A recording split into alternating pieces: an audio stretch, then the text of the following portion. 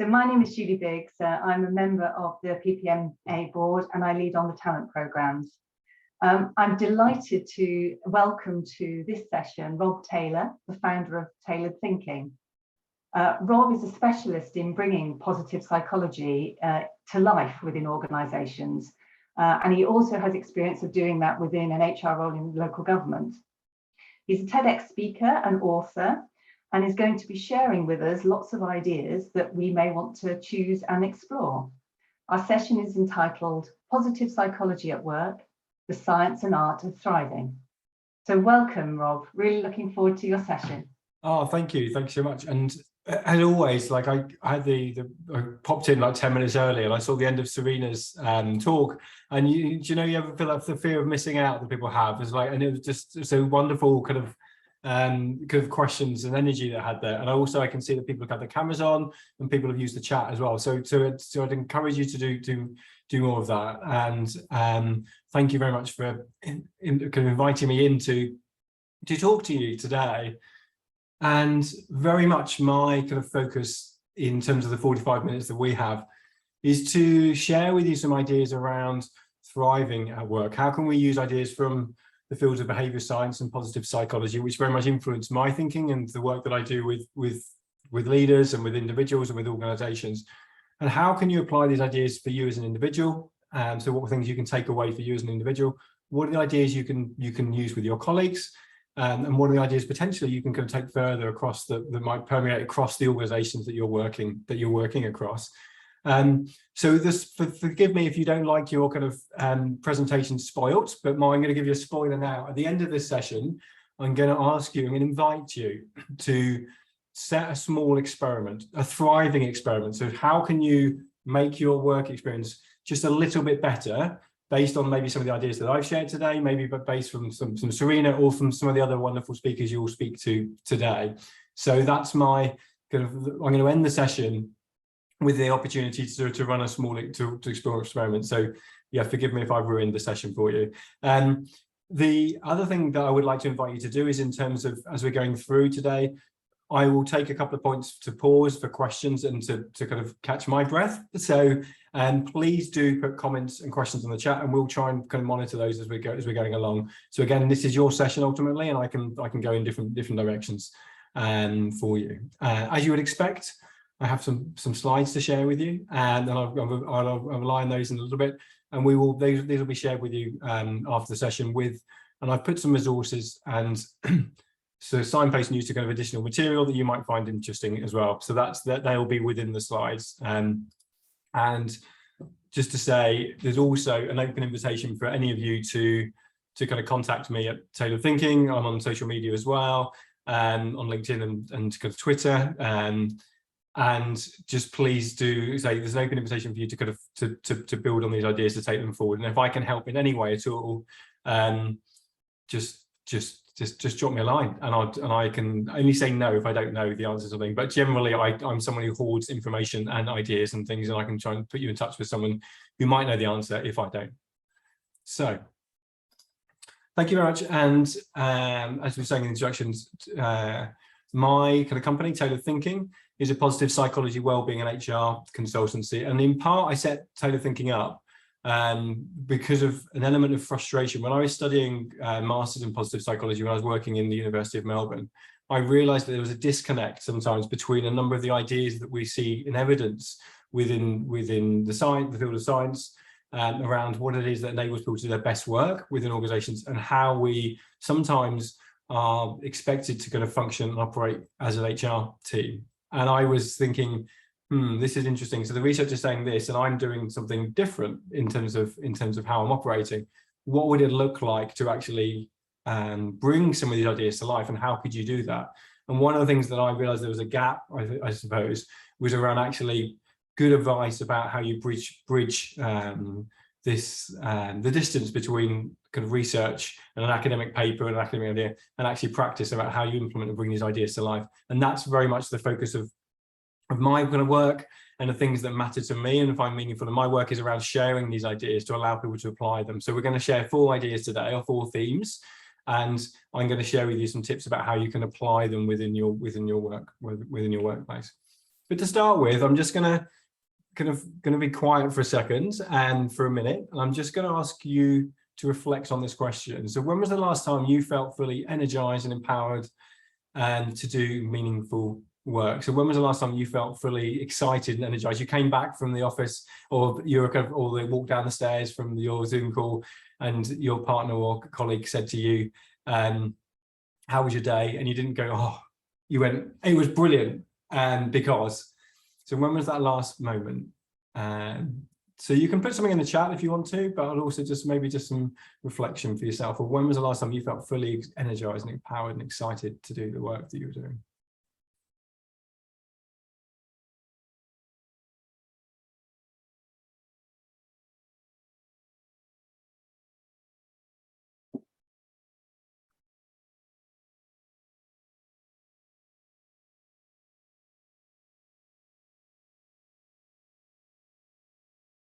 And Marie's put on the chat last Friday, which is great, which is good. And I'd love Marie to know a bit more context. Maybe that's the literal answer to my question. But put some things on the chat if you wanted to about what the things you were doing. And I'm seeing some people here saying actually yesterday and day before, which is great. The reason I'm using these kind of words deliberately in terms of energized, empowered, meaningful is that this is, if you look at the research around thriving and kind of different kind of models of this, these are kind of often the attributes that people associate with thriving at work. So people feel energized, so you have energy to do something, the motivation to do it, you feel enabled and empowered to do it, and it's in connection of something that matters to you, you feel particularly kind of meaningful. And really interestingly, and you can Google this, but Microsoft as an organization are moving from the ideas of employee engagement to one of actually employee thriving. And these are the attributes they're really interested in terms of measuring their organization against, in terms of actually how are we operate, how are we doing as an organization, how we want colleagues to feel, is one of being focused on thriving. So I think we're going to see more of this idea in the future, which I think is only a good thing.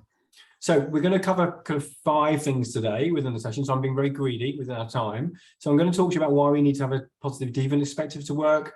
We're going to talk about a deficit perspective. I'm going to share with you a model for wellbeing that I use called buoyant wellbeing. We're going to touch on a concept called job crafting and how we personalize our work. And then last, I'm going to end with this experiment.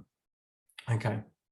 So firstly, a positively deviant perspective of work and why we need this, why we think differently. So if you were to go into Google at this moment in time and type in, this is UK, my job is, these are the results that I found last week. And they're slightly different today, I saw, but it doesn't make fantastic reading.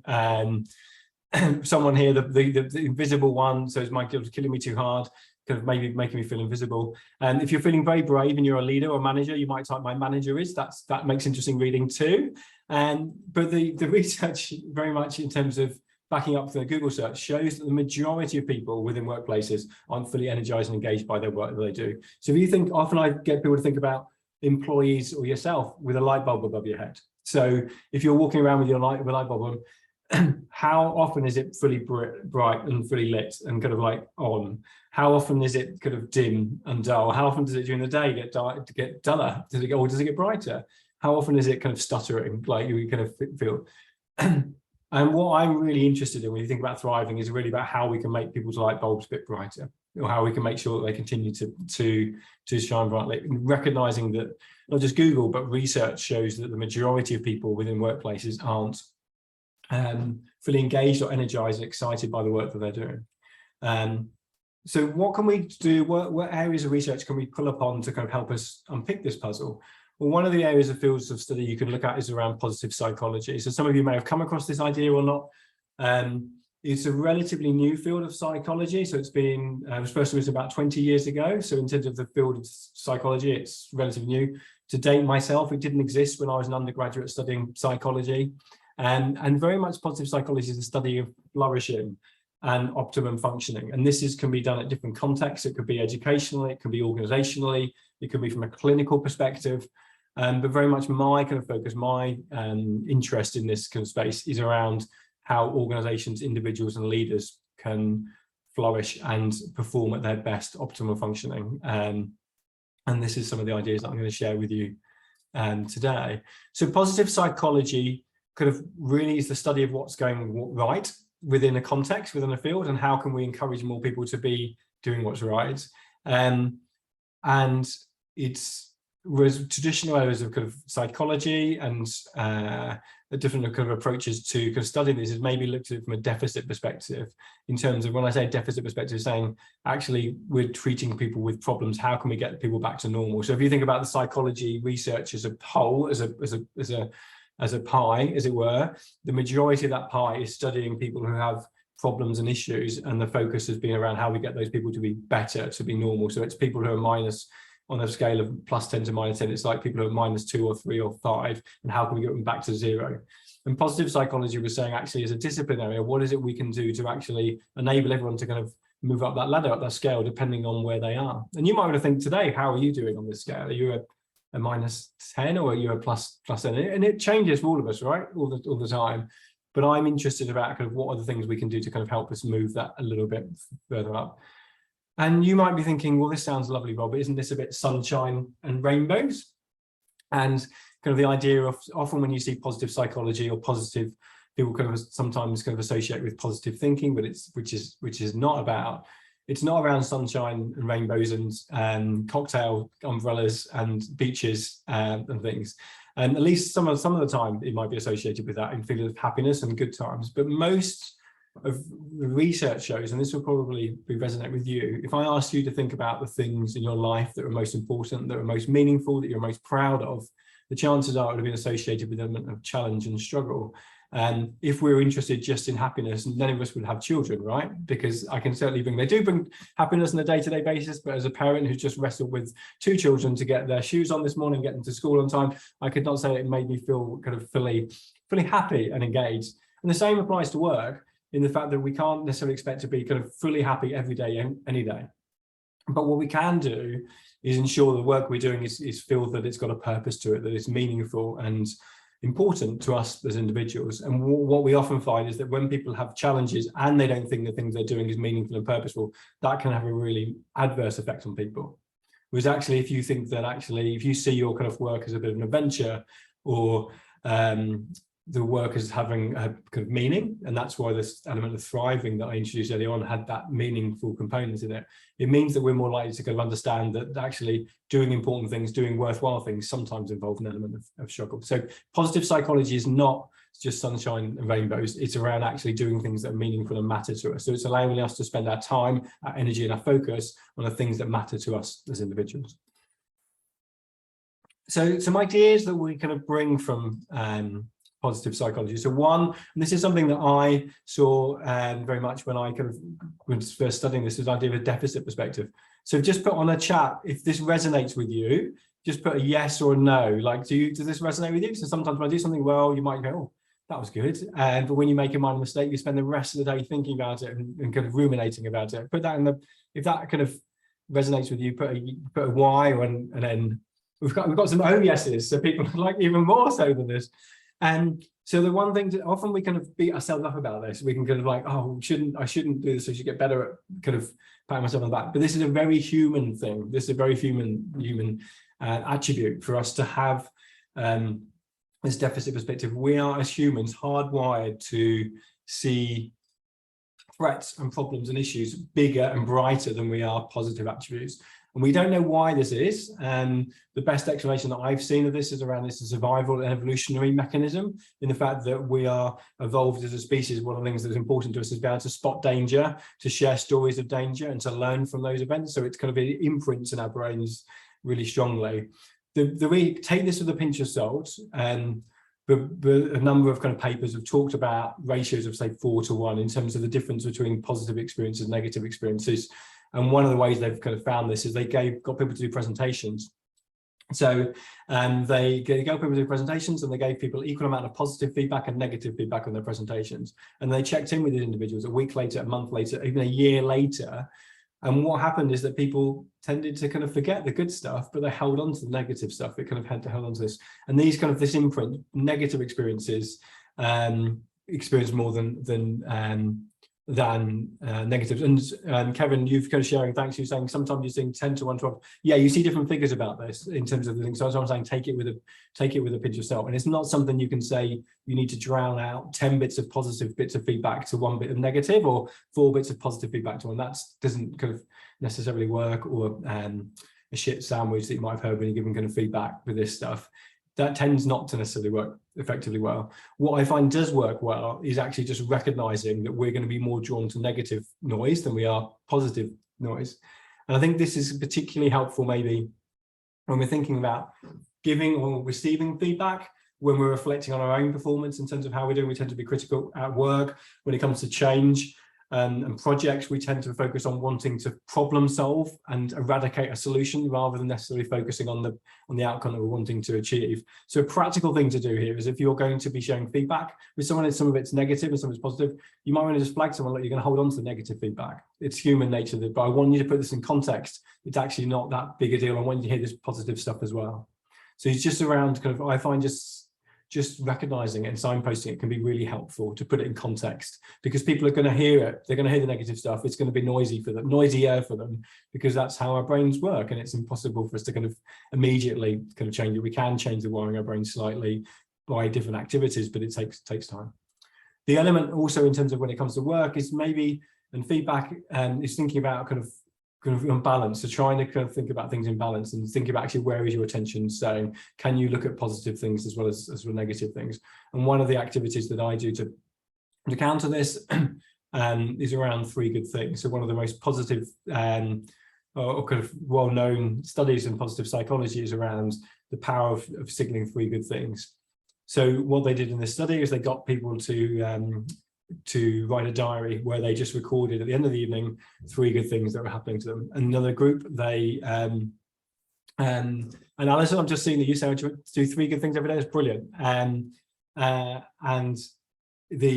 they had one group study, they wrote 3 good things at the end of the day. Another just wrote down 3 things that happened to them. Another group that did nothing effectively. And then they came back to this group a month later, 6 months later, and they found there was a significant difference in terms of people's well-being and actual health, in terms of the number of colds and flus and bugs and things that they'd had, compared with the control group of those that wrote down 3 good things. And when it happens, our brain just gets better at spotting good things as they happen. So we get better at spotting these things. It's a habit, something a muscle to be exercised, but it can generally work. So if you haven't done this before, I'd really encourage you to do that. There's a website that actually I've created to kind of which is free for everyone to access, that I'll put in the chat at some point, which is called 3 Good Things, where we kind of record and share good things, but you can just do it on a piece of paper. That's all you need to do, or even just think about it on your drive home or on your commute from downstairs to the kitchen. So a question to leave you with for this is around, where do you see the deficit perspective in your area of work? So do you see it, for example, when I heard about this and when I came and I was working HR at the time, I immediately looked at a performance management process, where it said the performance management process, it's around, we want people to perform well in this. And I was working at the University of Melbourne, so I'm at the University of Melbourne. But this next 3 pages are going to tell you all the things you're going to do when people aren't performing well. And we had no kind of strategy to kind of an approach to support people to work really positively and work well. All the performance, when people talk about performance and our performance kind of approaches, they were all to do with negative performance and poor performance, which is not to say that that's not important, but it just shows as an organization our attention was just purely on solving poor performance, and we didn't have an approach of saying, how can we enable and encourage everyone on a day-to-day basis to performing well. So just for you to think about where you see this deficit perspective coming up, or is it projects or change projects where you've been asked to address an issue? Are you just been asked to address and eradicate a problem and fix a particular problem, which is that very much that deficit perspective, and get that normal? And it might work, that problem, but what we tend to find when we're working with change, in terms of those that have been most successful, the people involved in that change project or that initiative have a clearer sense of where they want to be heading to, what's the positive outcome they want to achieve, what they want people to be feeling and doing differently as a consequence of that. They have that idea, that vision, that they're working towards a better outcome, better future for people, rather than just focusing on that particular problem. So thank you for those on the chat that are sharing your three good things. If people have got any questions of anything I've said so far, then just put them in the chat, and I'll pause after this next bit to kind of take in those questions. So we've talked about kind of positive psychology. I've talked about the kind of deficit perspective. I'm going to talk to you now about kind of this idea of buoyant well-being. So this is something that I've developed to get people to think differently about well-being. I think, again, people kind of feel often well-being is kind of either binary, so it's either good or bad, and often it's very much in between. But there are things that we know from science and from my practice and from working with individuals that we know can make a big difference, and I'm going to share some of these with you. So often when it comes to well-being, and this is often the case when you talk about resilience that you might hear, we divert to kind of thinking a bit like a lighthouse. So we think about people who've got high levels of well-being or high levels of resilience, they stand tall and stoic. If waves, obviously the challenges that come across us, we just kind of stand tall and grin and bear it, and we hope that we're going to be able to survive.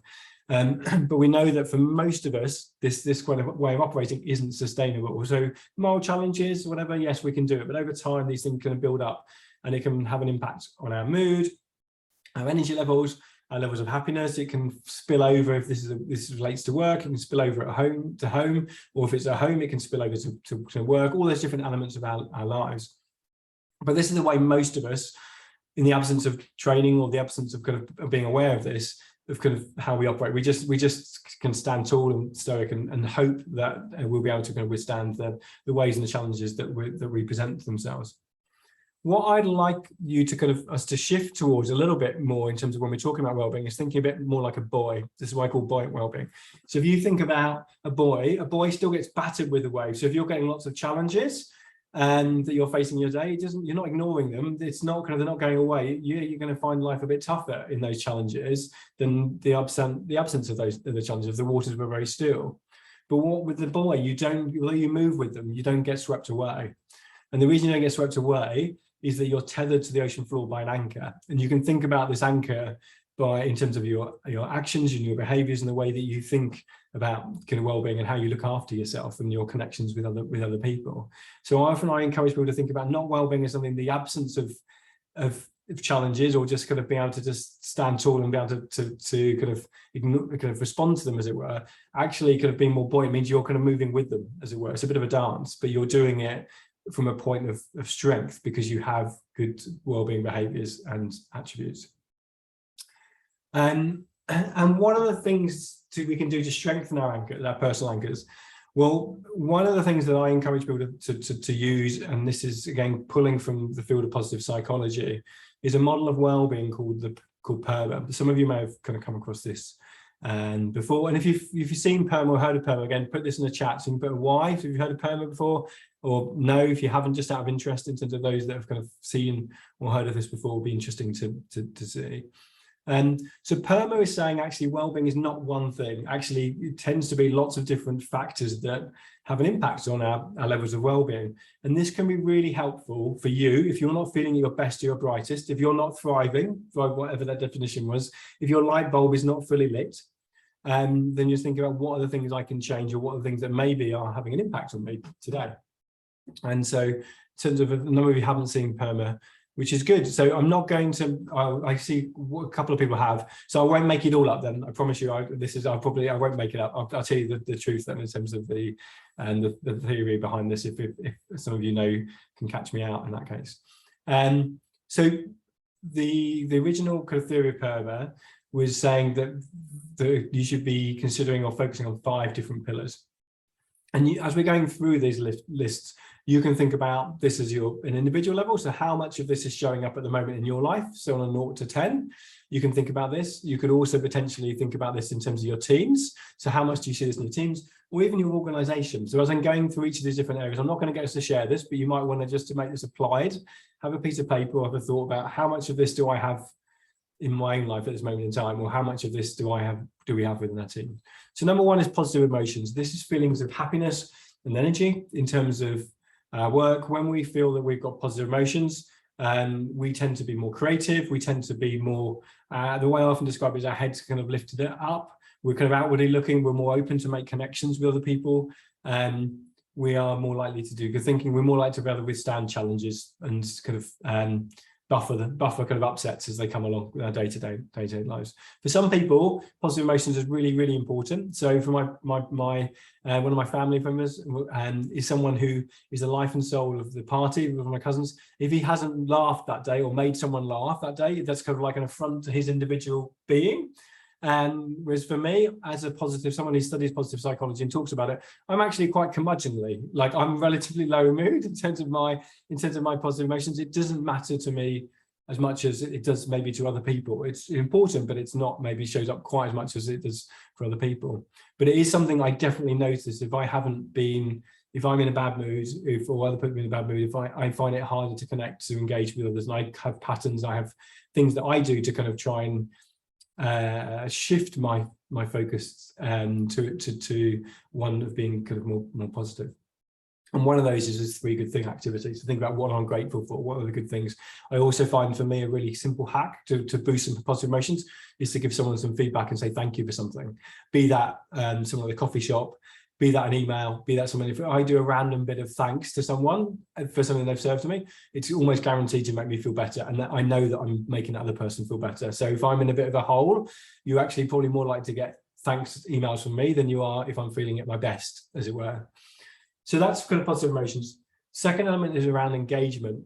And this could have been named kind of absorption, actually, I think, because by engagement, the research here is saying, to what extent do we have the ability and time to be fully immersed in an activity that we're doing? And often we find that in our lives, and I know the busy lives that you have, and because of HR professionals and the important work that you do, a lot of you, I imagine, will be running from one thing to the next thing to the other. We don't have the ability to be kind of fully focused and immersed in what we do. Yet we know that there's a really strong correlation between people's feelings of happiness and energy levels and having had opportunities during that day to be fully focused and immersed in what's happening. So things you can do around here is around time boxing your time. One of my own personal hacks is around, I try not to respond to emails before 10 o'clock for a lot of things, just because it gives me a bit of permission before in the morning day at 9:30. Sometimes I need to respond to something earlier or do, but it's something that I kind of create some space an hour and a half at the start of my day to try and do something that matters to me to make me fully focused. You might find other ways of doing this. Outside of work, I love going to the cinema because it immerses me in the experience of watching a film. I haven't got my phone on me. I've turned it off. I fully watch and focus for 90 minutes, 2 hours. If I'm at home, I haven't got the self-discipline to not look at my phone or chat to someone else, and I don't get the same experience as I do from the cinema. And you will have different things to you that you become absorbed in. It could be cooking, it could be baking, it could be watching sport, whatever. But seek those things out in terms of the opportunity to be fully immersed and engaged. And at work, really focus on yourself and your team about whether you can be immersed in what they're doing. Third element is around relationships. So as humans, we are social beings. We're designed to be kind of connect with other people. One of the biggest predictors of depression is feelings of loneliness as well. There's a really strongly correlated between each other's. So the strength of our relationships we have with other people has a really direct link to us in terms of well-being. So again, if we're going through a 0 to 10 list here, you might think about what are the quality of your kind of relationships? How strongly do you feel they are at the moment? Those connections that you have kind of personally and professionally, are they at that level? And again, things you can do here is around kind of deliberately going out and making connections with other people, finding the time to kind of pick up the phone and have a call with someone. And a bit like going to the gym, I don't know about you, but this is again sharing from my personal perspective, but when I'm feeling low, I know one of the things I try and do is kind of pick up the phone and speak to a family member or one of my friends. And it's sometimes the last thing I feel like doing, because all I want to do when I'm feeling low, again, is going to curl up in a bit of, so not talk to anyone. And so I'm less likely to want to go talk to anyone. But I'm almost guaranteed, in the same way that going to the gym, I'm always guaranteed, if I've been for a run, to feel better having done it. But at the time, I don't want to do it, in part because it takes an element of energy in your brain. And the reason we don't want to do it is because our body's trying to protect ourselves. So if those signals of don't do it, is your mind kind of trying to kind of be kind to you in a way by telling you not to do something, yet because it wants to conserve energy. But actually, we know that making those connections, finding ways to build relationships with others, can make a difference. Fourth is around meaning.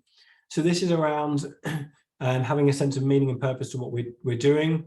having a connection to what we do, kind of both personally and professionally, to things that matter to us as individuals. And again, you might be thinking about, to what extent do you feel what you're doing in life is meaningful, personally or professionally?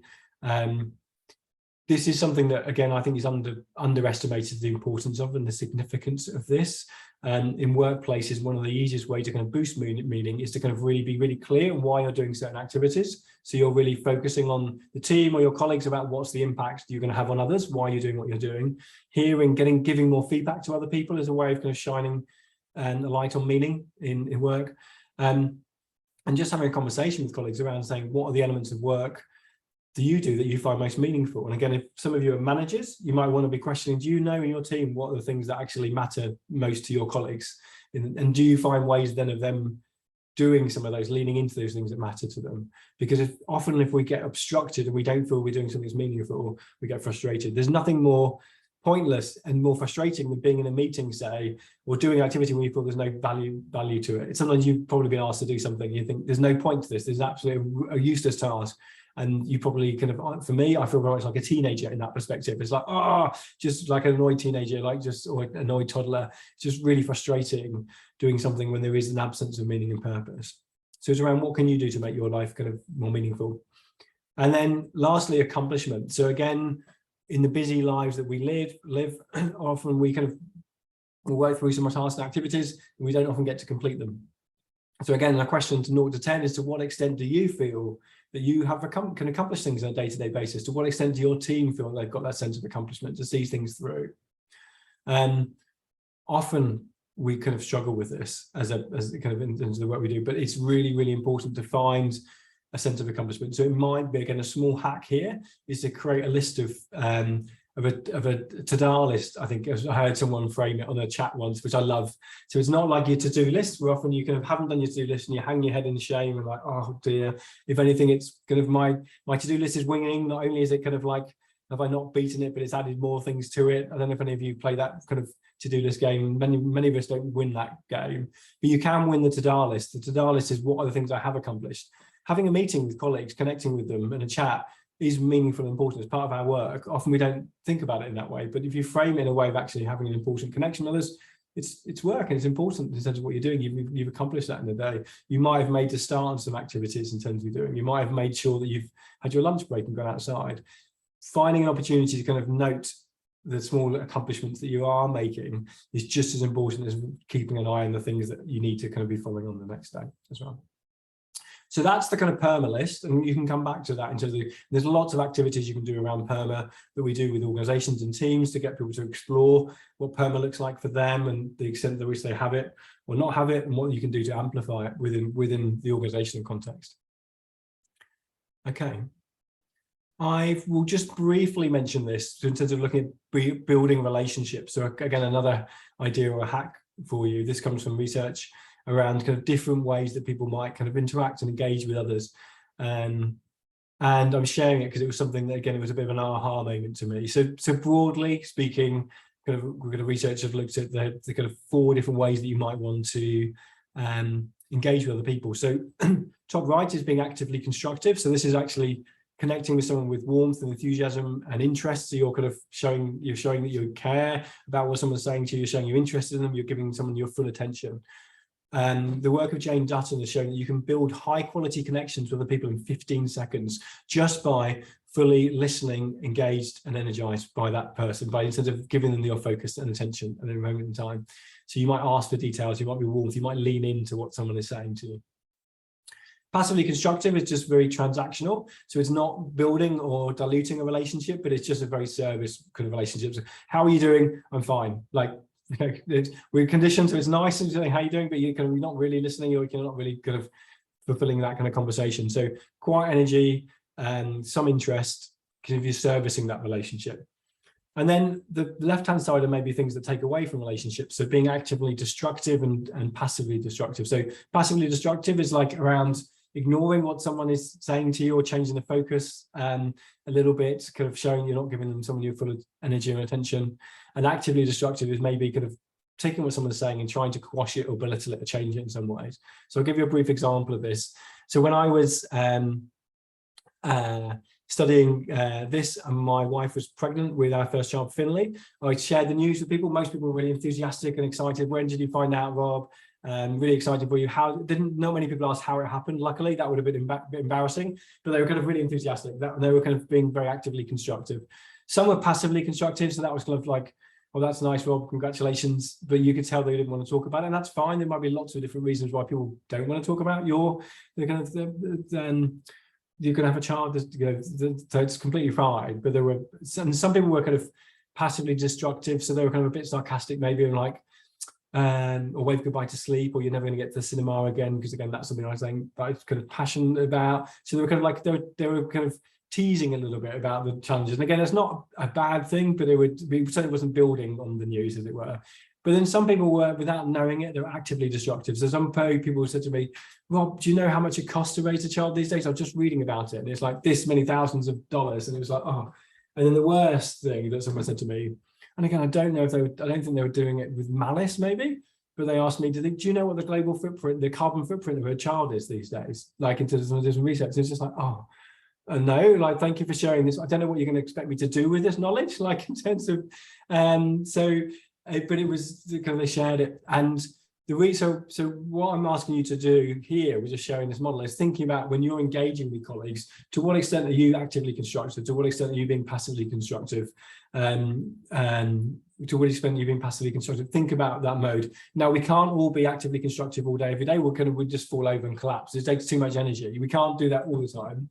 But if you want to build a relationship, if you want to keep your relationship strong, you need to find moments where you are actively constructive, where you're really connected and listening and building on what people are saying. Okay. And I've already shared this idea around giving thanks to other people and the power of thanks. So again, if you really want a quick win from this in terms of boosting your PERMA, your relationship with others, giving thanks to people can be really important. But go beyond just giving thanks. Giving thanks can be even more powerful for people. So it's a gift of feedback. So thanks is one thing, but really appreciating and noticing something that someone has done can be really valuable. So thank you for that cup of coffee. I love the way that you've kind of crafted that for me. It tastes lovely. Just a bit more than saying thanks, or thanks for delivering that project. I really appreciate your attention to detail. Or thanks for checking in with me. I really appreciate you sharing that you care about me. Just going that little bit step beyond is really important. So again, a question you might want to ask you is, how would you rate your PERMA within your organization out of 10? So you're in your teams. So how would you rate your PERMA? How would you rate your team PERMA to your organization PERMA? It's not for now, maybe, but you can go back and reflect on this. I'm going to pause before we go into our last idea, which is around crafting our work and personalizing work. I'll just pause and see if anyone has any questions at this stage. I haven't spotted any that's come on in the chat. I don't know, we haven't, but if you have any other questions, put them in the chat now, and I'll just take a second to pour some water as well. Oh, my slides are moving forward. They're kind of heckling me. They're telling me, get on, Rob, move forward. Okay, no questions yet. Okay, so why should we personalize work, and how can we personalize work? So I'm going to take us to IKEA. So forgive me if that kind of triggers panic attacks in some of you about getting lost in IKEA and having nightmares. Some of you may love the idea of IKEA, but this is a study by colleagues Mike Norton and others at Harvard Business School, and they got groups participants to involve in a study, and they split the study into two different groups. So one group involved builders and the other group involved inspectors. So if you were a builder, you came into a room and you were given this flat pack stationery box in front of you to build. So it took you about 2.5 to 3 minutes on average for the participants to build the box, and then they had 2 minutes to inspect the box afterwards in terms of the quality of the build. And lastly, they're asked, how much do you think this was worth? So how much do you think this box was worth? What do you think it would market at? So they're the builders. They came in, they had the flat box, and they had to build it. So they spent some time building it. The inspectors didn't have to go through the effort of building the box. When they got into the room, the box had already been made for them, maybe by the builders from the previous bit of the study. So the box was there, and they had the same amount of time as the builders, 2 minutes to inspect the box. And then at the end of that, they're asked to say, how much do you think this product was worth?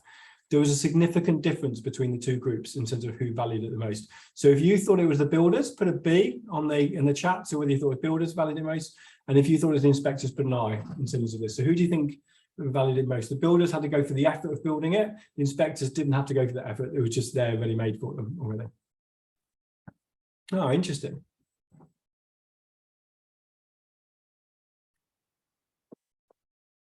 So we have some B's and some I's here. I'd say the B's are probably winning for the builders. So just to start with inspectors, if you put the I there, you are logically rational and sound. Congratulations. The logical answer is this: that the inspectors should value it more because they didn't have to go through the effort of building the product, right? So they didn't. That was done for them. So it was done for them. So congratulations for being logical and rational. For those who put the B, congratulations for recognizing humans as messy and kind of vulnerable and weird people, in the fact that there is this recognition that despite having to go through this extra effort of building the box, we tend to value the box more if we've actually built it ourselves. If we feel that we've got a fingerprint on something, we tend to value the output more. And the researchers found actually in the study that they valued it almost twice as much as the inspectors. And they've done this study in lots of different ways. That shows that when people feel they've been involved in the output of a product or an item or an idea, they tend to value it more. And if you think about this from a workplace perspective, when people feel that they can personalize and build their jobs, their roles that they have, and some of you will feel that, the chances are people will feel a greater affinity, a greater connection to their work than those that are just doing a generic job, that we've just given them a generic job description or a box of tasks and activities, they go and do that. And for those, I know that a lot of organizations, including those in the kind of local government, are kind of struggling to attract and retain high quality individuals. And one of the things I would encourage you to think about, as well as kind of the wellbeing aspects and things that I've talked about, is actually to what extent do you enable and encourage people to be able to personalize their experiences in the workplace? Because if people feel they've built their work, they'll feel a greater connection to it. And one of the ways to do this is through a concept called job crafting. So job crafting was first written about in 2000 and by two researchers, Amy Vineski and Jane Dutton. And they found that people who shaped and build their job, so in terms of their tasks, their behaviors, their relationships, and they made small personal changes to how they did their jobs, felt a greater sense of connection to the work that they were doing. And they found that making small changes to the job brought out people's strengths, their passions and interests. It's a way of connecting to things that make us who we are as individuals and allowing and encouraging us to bring those to the workplace. Now, this isn't about redesigning your job from scratch. It's not about ripping up your job description and starting from the start again. What job crafting is encouraging you to do is make small changes to your job to make it more personal to you. So if you think about this as a suit jacket, so on the left hand side, you might go into a shop and you can buy a dress or a jacket that can be tailored to you, so make it a better fit to your arm length or your shoulders.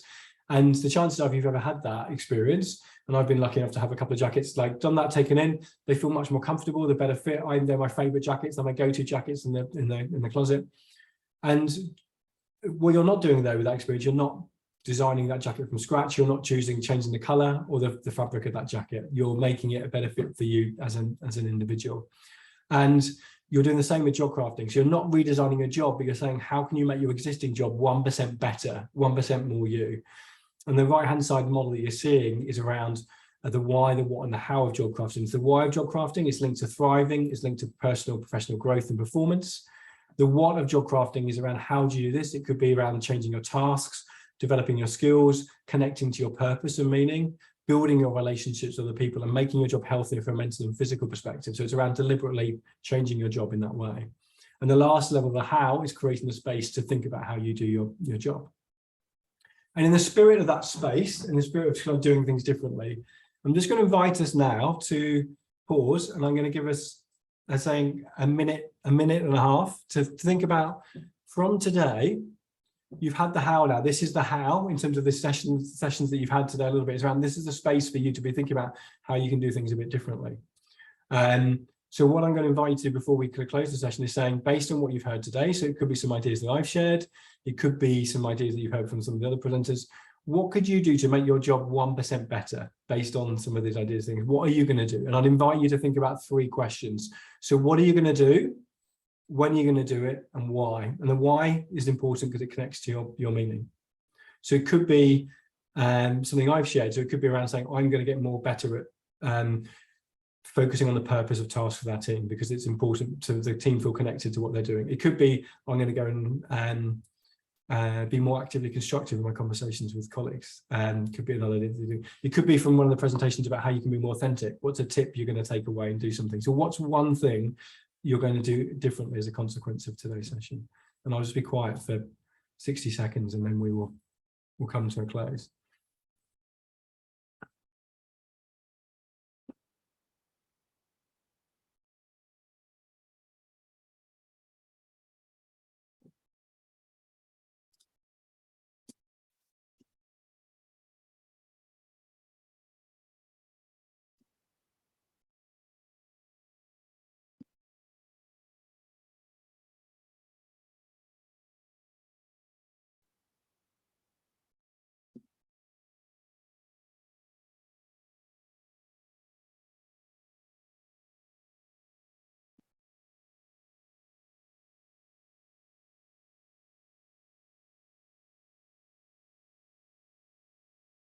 Okay, so I'm coming to a close. Some people have put the things in the chat, and again, if you're feeling feel confident, there's an invitation to put something in the chat of something you're experimenting with.